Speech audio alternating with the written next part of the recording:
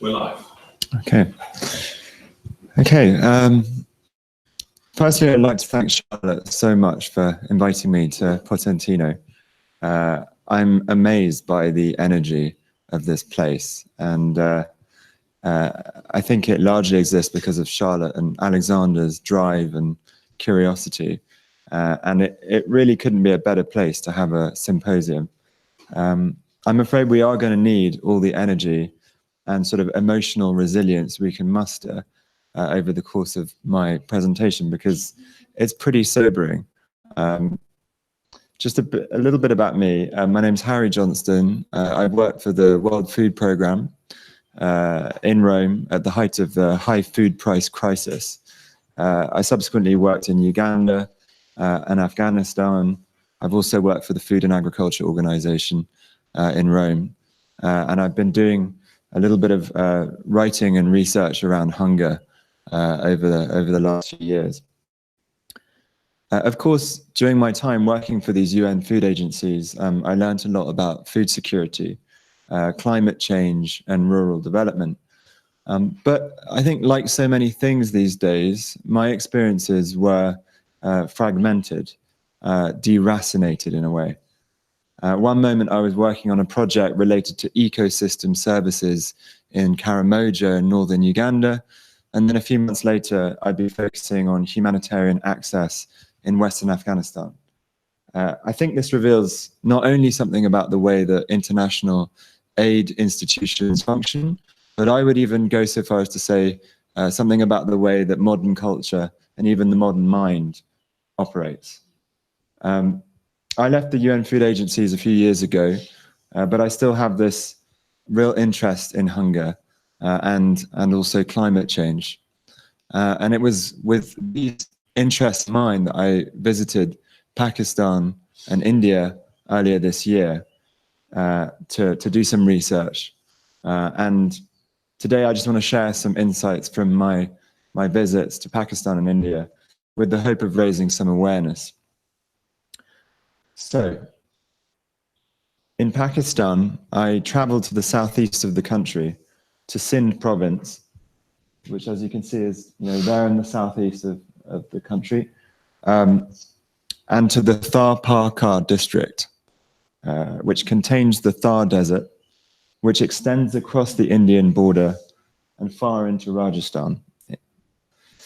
There, in this dry land area of acacia trees and sand dunes and camels, I met people like Ebu from ancient tribal communities who have been suffering from recurring, worsening droughts. 5,000 years ago, this region was at the eastern fringe of the Indus Valley civilization, which sustained itself for 2,000 years by using canals to channel waters from the Indus River basin. Today, poor water management and overpopulation means that the area, and Pakistan as a whole, is running out of fresh water. The country is expected to suffer a shortage of 37 billion litres of water by 2025. These concerns will be intensified by potential water wars between India and Pakistan. Zach referred to them in the last presentation, should these tensions between the neighboring countries escalate. And tensions with India and internally from Islamic extremists run through the course of Pakistan's history as an independent state. But as the author Anatol Lieven has written, in the long run, the greatest threat to Pakistan's existence is not insurgency, but ecological change. There are forces beyond anyone in Pakistan's control that are threatening the very existence of millions of people across the country today. We'll return to these later. 1,400 kilometers to the southeast, across the Thar Desert, over the Vindhya Mountains, and across the Deccan Plains, in the central Indian state of Maharashtra, there lies a village called Palasgaon. Here, one afternoon in January, I met a lovely woman called Sandhya. She's the lady to the right.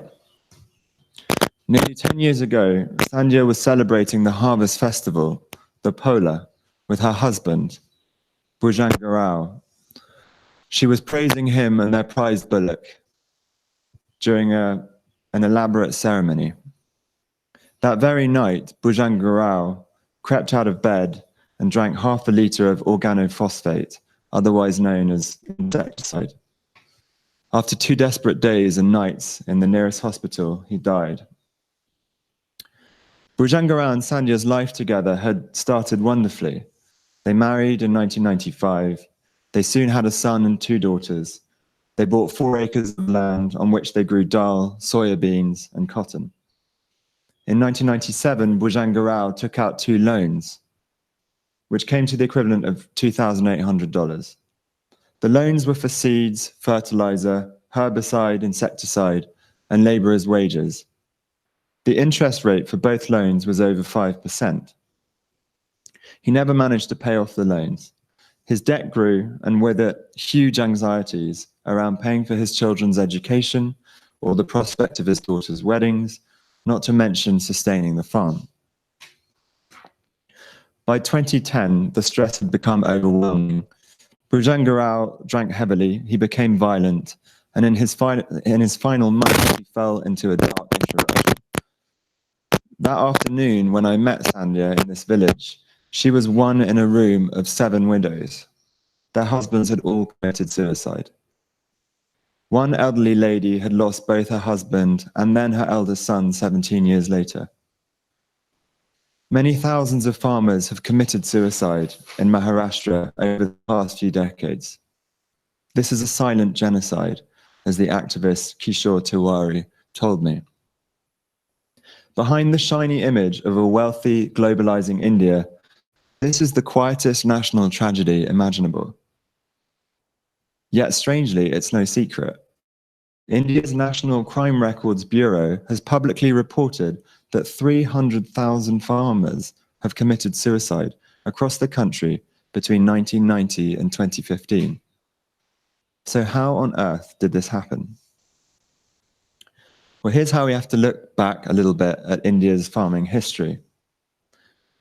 Undeniably, under British colonial rule, India's production of agricultural commodities intensified, even if most farmers remained at subsistence level. The economic historian J.A. Hobson believed that the imperialist project was merely a cover for capitalist expansion. Now, certainly, extensive irrigation systems were built in productive areas, facilitating a switch to cash crops made for export, especially jute, cotton, sugarcane, coffee, and tea. Mike Davis, author of the late Victorian Holocausts, is not alone in arguing that much of the economic activity in British India, including agricultural development, was construed for the benefit of the British economy, with negative repercussions for the Indian population. This is seen in India's large exports of wheat to Britain, despite a major famine that claimed between 6 and 10 million lives in the late 1870s. These exports remained unchecked. A colonial government committed to laissez-faire economics refused to interfere with these exports and provided minimal relief. 70 years later, the same happened with the infamous Bengal famine of 1943, exacerbated, of course, by Britain's war effort, in which at least 2 million people died from hunger and associated diseases.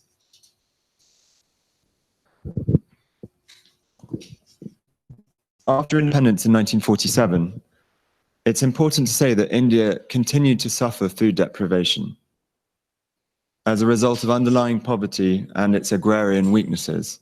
Most of the country's farmers remained subsisting on rain-fed agriculture without access to knowledge inputs, alternative livelihoods, or forms of social protection. But during the 1960s and 1970s, several important developments coincided to impact the lives of farmers in India. Firstly, by the 1960s, along with many developing countries, India's population was growing fast, at over 20%. Several authors wrote alarming books you may have heard of.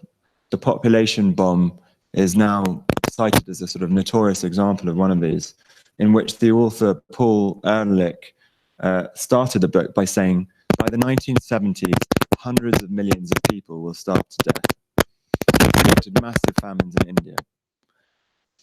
These grim forecasts did trigger action. Huge and rapid investments into new seed and farming technologies delivered seemingly miraculous results. Norman Borlaug famously created varieties of high-yielding dwarf wheat and rice seeds that were quickly adopted by developing countries like India. The only snag was that this farming relied on inputs, to use language that comes straight from the linear economic models of today. These were high-tech patented seeds, chemical fertilizer, herbicides and pesticides, along with extensive irrigation. But in pure immediate production terms, it worked. India went from growing 12 million tons of wheat in 1964 to 20 million tons in 1970. Rice levels also soared. By 1974, the country was self-sufficient in grains. Borlaug was awarded the Nobel Peace Prize in 1970. If ever there was a triumph of man's ingenuity in the face of nature, this apparently was it. The so-called Green Revolution was hailed as a feat of technology, planning, and production. This reflects the value in our culture of what the French philosopher Michel Foucault would term as biopolitics, the conquest of capitalism over nature, a phenomenon that truly prevailed in the realm of agriculture over the course of the 20th century. For capitalism was, in my understanding, at the heart of the Green Revolution. Just to step back a bit more, the politics of agricultural production. In early 1968, the same year that the population bomb was published, Robert McNamara was serving in his 8th year as defense secretary under successive US presidents. In a classic revolving door moment, that same year he was appointed as president of the World Bank, a position he held until 1981. Under McNamara's authority, the World Bank began to focus explicitly on poverty reduction.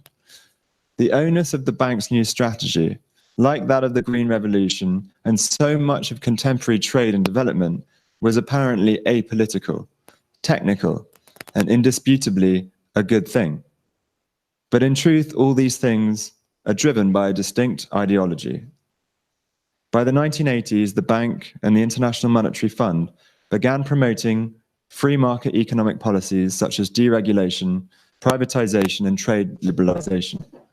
The idea was that such policies would generate investment, capital, economic growth, new industries, sectors, and jobs. This was supposed to trickle down. These gains would help governments to generate social services. For India, opening up the economy seemed like a good bet. What Indian officials probably didn't know was how much trickle down there really would be and who would really benefit. Under huge pressure from the World Bank, India adopted its seed policy in 1988. The result was a deregulated seed sector. This allowed the agrochemical and biotech corporation Monsanto to enter and dominate the market. In an article called "The Seeds of Suicide: How Monsanto Destroys Farming," the activist Vandana Shiva explains the consequences of her country adopting this policy. Firstly, it locked Indian companies into joint ventures and licensing arrangements, strengthening Monsanto's control over the domestic seed sector.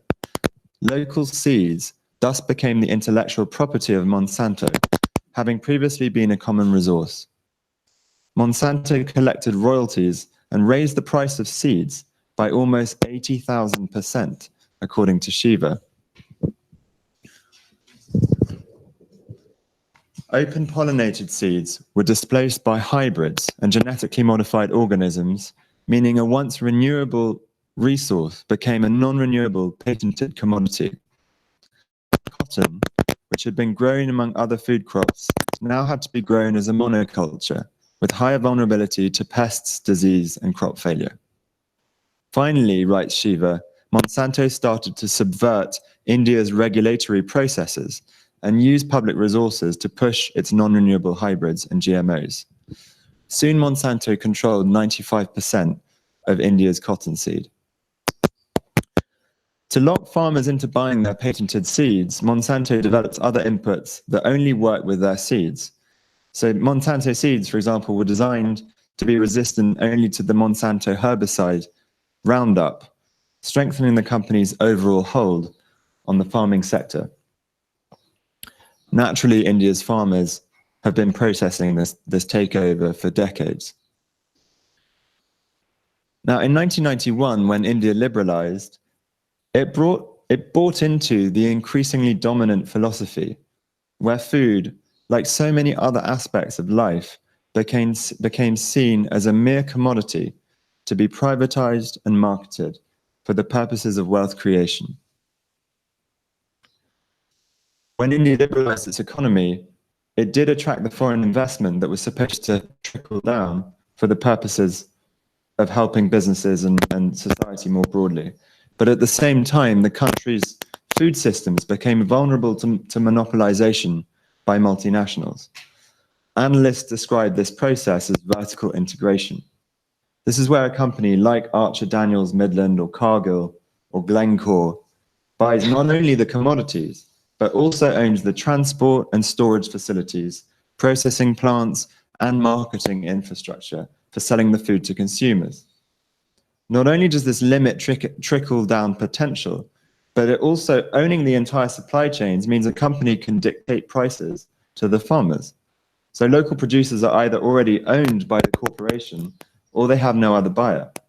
So this is partly how input prices become more expensive, while the prices of the commodities become depressed. This is why farmers must draw on extortionate loans from local banks and moneylenders. This is how so many become indebted and literally suicidal. I know it's kind of a cliche to talk about Monsanto in these terms because it's kind of so ubiquitous on social media today, but this is actually happening. This is how a country like India loses its biodiversity and rural livelihoods, which many view as sacred, for the profits of largely foreign shareholders interested only in seeing their share figure rise. As the weary activist Kishore Tiwari said to me in Nagpur, our governments have sold out to multinationals. The situation is not unique to India. The global food system is now owned by a handful of powerful corporate players, headquartered in the United States. Two of the largest, Cargill and Archer Daniels Midland, together earn around $170 billion annually. Such companies impose their terms upon farmers across South America, Africa, and Asia. They exert enormous influence over cash-strapped governments across the global South. Meanwhile, the international bodies originally established to govern food security, such as the FAO, simply can't restrain these industry giants. Other international bodies, like the World Bank, the IMF, and the World Trade Organization, have actually supported this so-called free market transformation. So as the philosopher John Gray has written, when it comes to food, the only real revolution underway is the emancipation of market forces from social and political control. Ultimately, this thinking has created masses of food, masses of wealth, but only for some and in a manner that cannot be sustained. Side effects. So there are side effects to this linear input-driven model of intensive farming. In February this year, researchers at the University of Washington found that weed killers like Roundup, which contain the chemical glyphosate, are 40% more likely to cause cancer among those exposed to it. This is a global product. Roundup is everywhere. And the University of Washington is a pretty credible research institute. A psychiatrist I met in Maharashtra said that the pesticides also cause depression and schizophrenia among the local farmers that are spraying it manually over their crops. But monoculture farming has other flaws, even when focused on quantity alone. Going back to Rachel Carson in the 1960s, environmentalists have campaigned against pesticides as destroying the plants and insects that maintain vital local ecosystems and protect nature's equilibrium. And this matters for us because it damages water and soils, and therefore the quantity and nutritional quality of food. But the companies and policymakers and politicians, and even many farmers, were not aware. In their linear thinking, they failed to appraise the complex nature of natural ecosystems. And many of these parties didn't care because the consequences wouldn't affect them, at least not immediately. And as the price of these inputs increased more than the commodity prices during the late 1980s and 1990s, more farmers fell into debt, and they resorted to farming more intensively to try to recover their losses. This further diminished soil quality and water levels. Ultimately, the combination of destroying biodiversity, degrading soils, and depleting groundwater was exhausting the land for those farmers. The 2012 publication, led by Deepak Ray at the University of Minnesota, showed how parts of India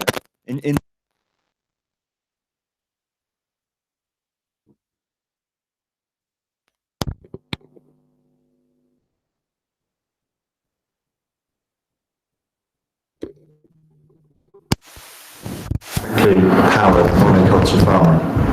But the real side effects are much more serious. What's increasingly understood now is how they impact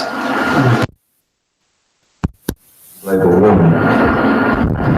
Agriculture, forestry, and land use change contributes to around a quarter of all global annual emissions. Greenhouse gases such as methane and nitrous oxide, which are actually far more potent gases than CO2. And it's also changing our climate by the conversion of non-agricultural land, such as forests, into farmland. As a sector, it's one of the worst emitters, and it's the industrial kind of agriculture that is causing the most harm. Since the 1950s and 1960s, this model has been dominant in the US and Europe, but in the last few decades, it has increasingly been adopted by governments across the global south.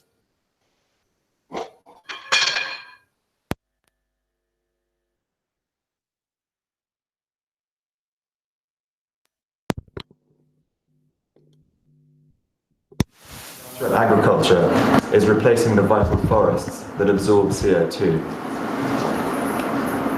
When they're burned down, this carbon sink is lost forever. And the fires also release CO2 into the atmosphere. The world lost a Belgium-sized area of primary rainforest last year.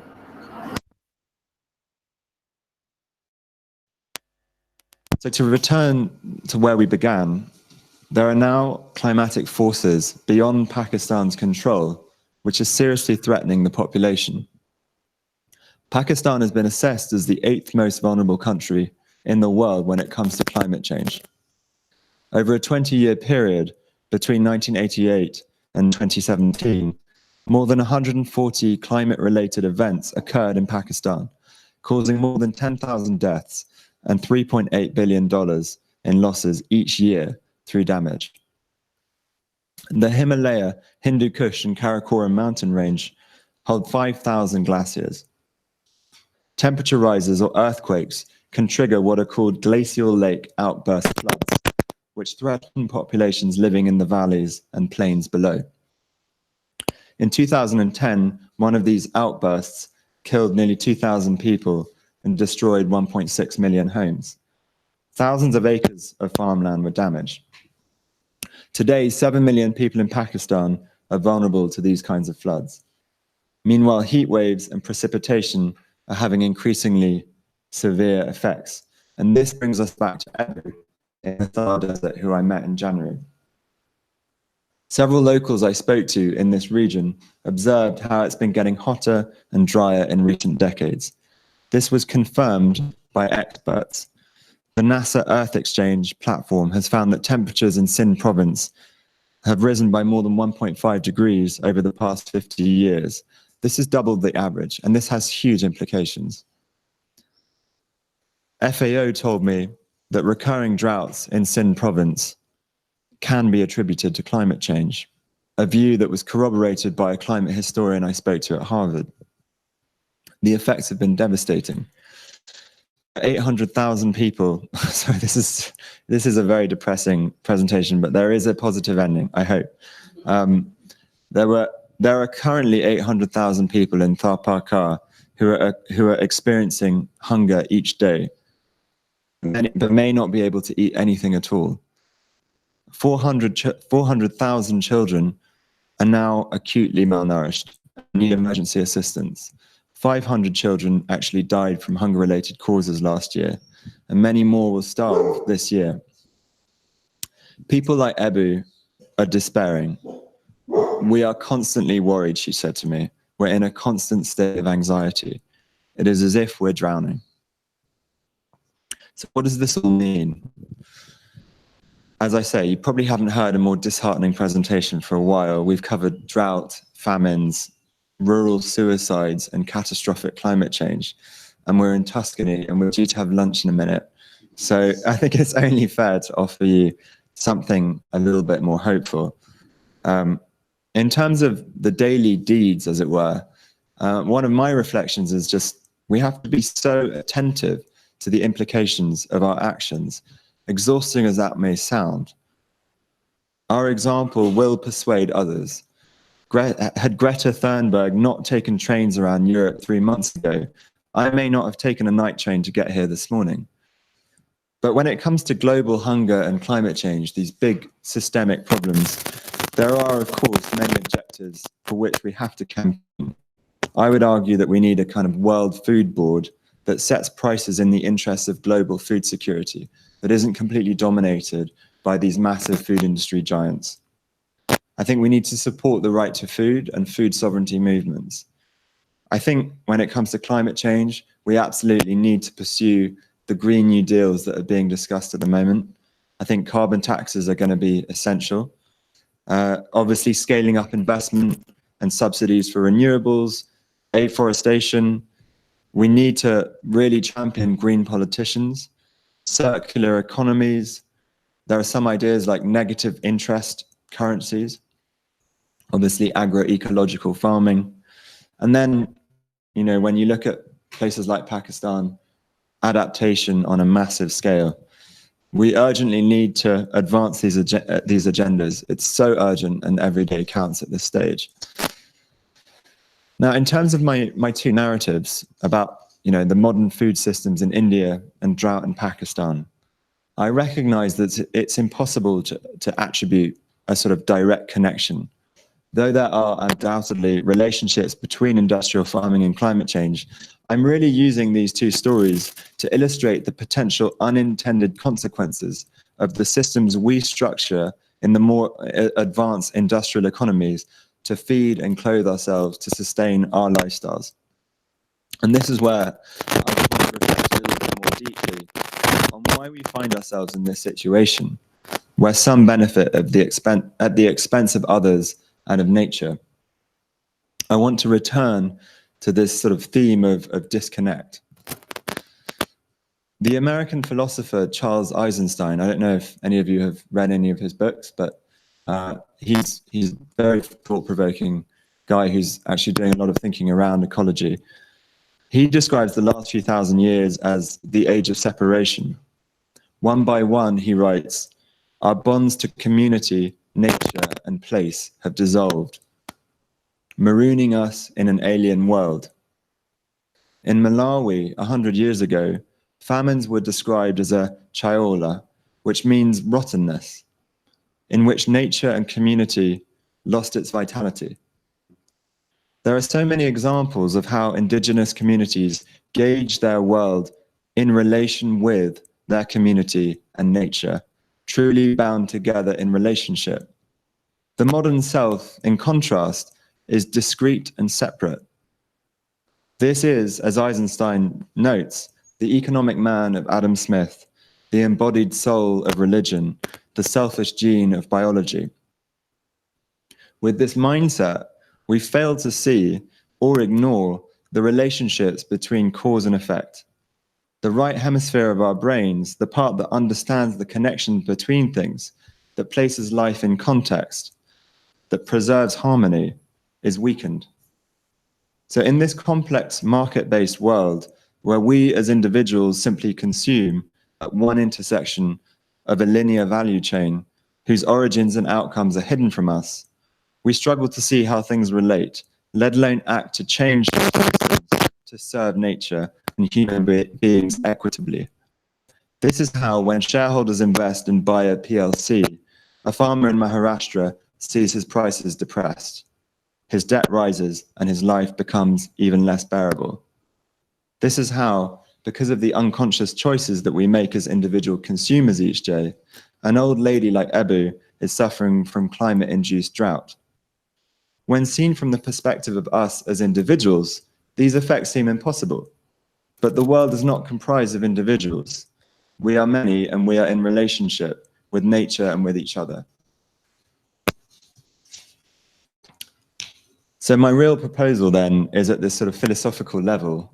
We have to change our way of being in the world. We have to think differently. We have to behave differently. Paradoxically, both with more sensitivity and with more courage. We have to see the relationships and we have to act accordingly. As you know, this talk has touched on many different problems. I believe they stem from a similar underlying cause, and it's about this idea of disconnection from ourselves and from the world around us. So this has to change. And I think in this sort of permissive age that we live in, we actually need to uphold and follow our moral intuition. We have to be our own sort of source of taking decisions. That counts more than anything else, I believe. So pursuing this and the actions outlined is going to require tremendous courage to stand out, to be challenged, to be derided as eccentric, earnest, mad. We have to lead, you have to follow bravely to truly connect to ourselves and also to the world around us. Of course, this is scary, but it's also pretty exciting, I think. So in closing, I couldn't resist. I want to refer to the lines of the great English metaphysical poet, priest, and politician, John Donne, written 400 years ago. No man is an island entire of itself. Every man is a piece of the continent, a part of the main. If a clod be washed away by the sea, Europe is the less, as well as if a promontory were, as well as any manner of thy friends or thine own were. Any man's death diminishes me, because I am involved in mankind, and therefore never send to know for whom the bell tolls. It tolls for thee. Thank you.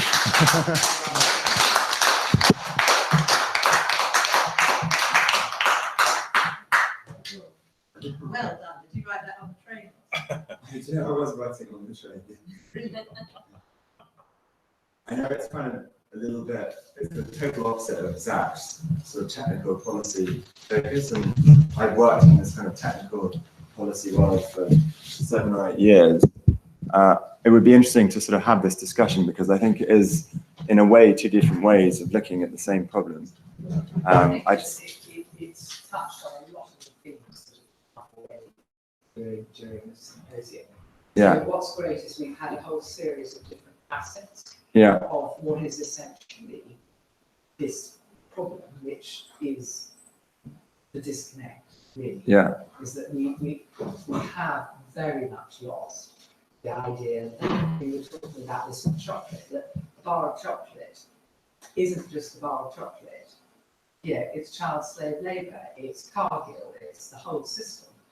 But people are not encouraged or don't see beyond bar of chocolate.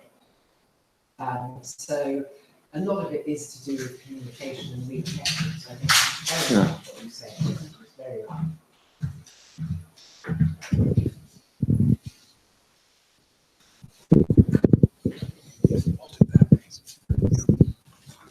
I'm just learning how to hold the microphone the right way up. Thank you so much. That was so deeply, comprehensively, and elegantly framed as an argument. And a couple of things. You know, as somebody who thinks and tries to think in relational and systems. First of all, basically, I don't have to give my talk this afternoon because you've done it 1,000 times better than what I was hoping to point at. I do believe we're sort of at an inflection point of a kind of mechanical reductionist apocalypse or a relational revolution. And that is it is fundamentally a philosophical shift with hugely practical implications. But there's a way of seeing the way the world works.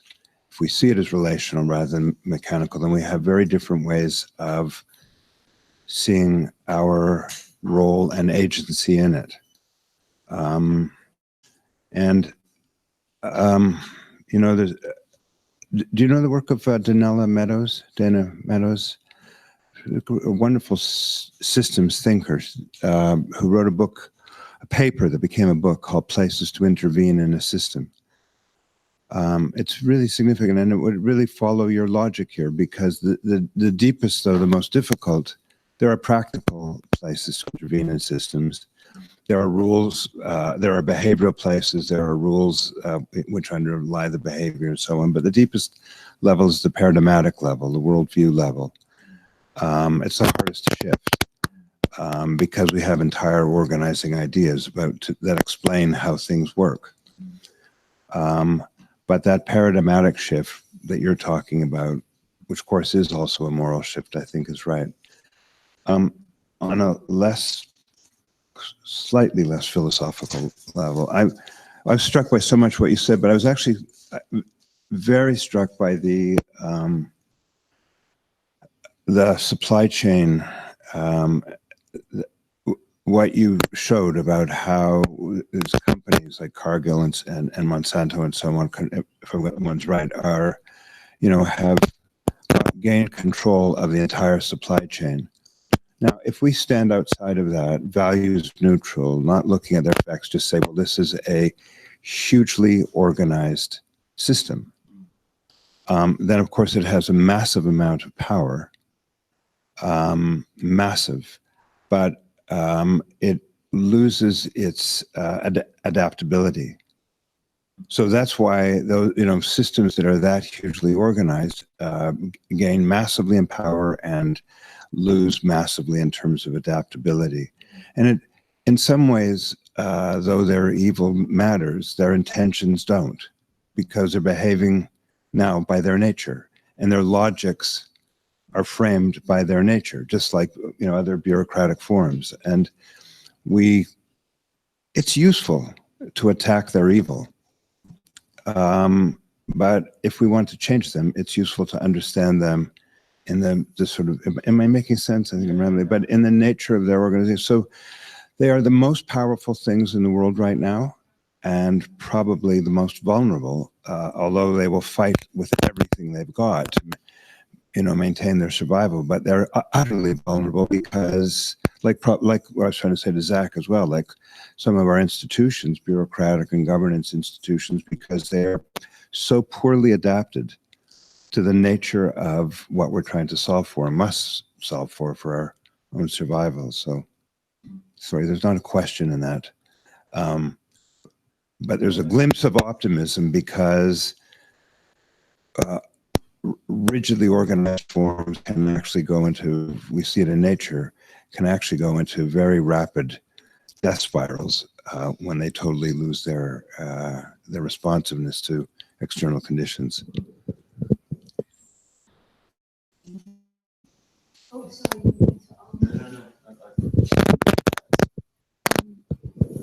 No, sorry, I've kind of intruded in this event today, but I was very interested in it, and I would have liked to participate in the others. Never mind, I'm here today.